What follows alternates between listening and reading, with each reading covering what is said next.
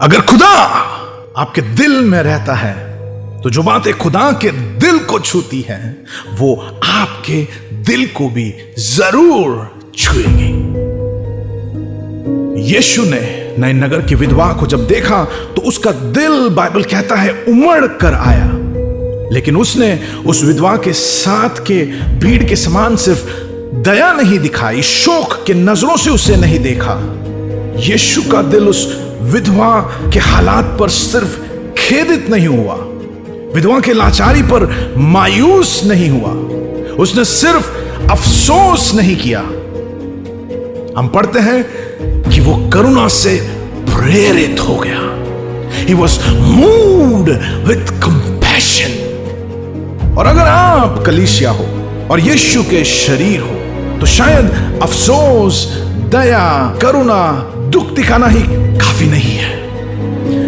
आप उस यीशु के हाथ, पैर, कंधा और शरीर होने की वजह से, और क्योंकि आप उसके प्रेम से भरे हो, आपको भी कार्यरत होना पड़ेगा।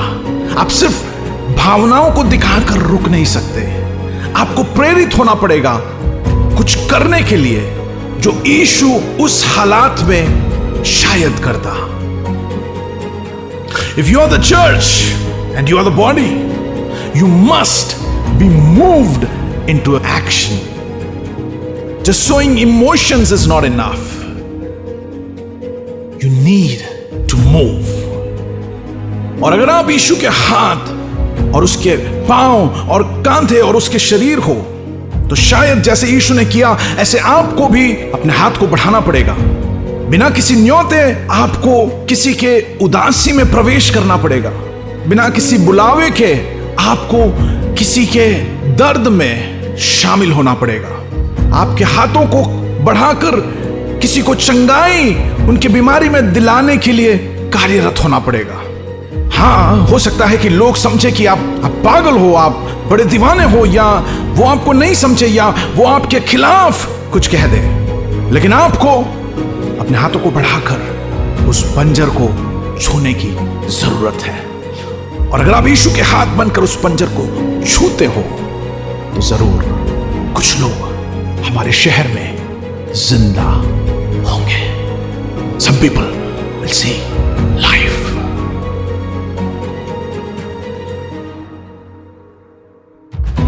आपको क्या रोकता है? What is it that stops you? यीशु ने कहा हर चीज दिल से शुरू होता है। क्या आपका दिल कार्यरत होता है यीशु के मकसदों के लिए? क्या आपका दिल रोता है उन चीजों के लिए जो यीशु को खेदित करता है? टूटे हुए परिवारों के लिए, खोए हुए जवानों के लिए, अस्त व्यस्त हुए जिंदगियों के लिए, बिखरे हुए जीवनों के लिए। और अगर आपका दिल परमेश्वर के दिल के साथ कार्यरत होता है तो परमेश्वर का हाथ अपनी मर्जी को और उसके दिल की इच्छा को आपके हाथों से पूरा कर सकता है। If your heart moves with the heart of God, then the hand of God will accomplish through your hands what His heart desires। लेकिन सवाल यह है कि क्या आपका दिल यीशु के दिल को समझता है? क्या आपका दिल उसके बोझ को महसूस करता है? आए हम तैयार हो जाए PFA के इस सोमवार की सभा में, जहां परमेश्वर के श्रेष्ठ दास डॉक्टर पॉल मैथ्यूज हमसे परमेश्वर का वचन बांटेंगे। Burden for the city. शहर के लिए एक बोझ। हर कार्य एक बोझ से शुरू होता है। आपके दिल का बोझ क्या है? आपके दिल का बोझ क्या है?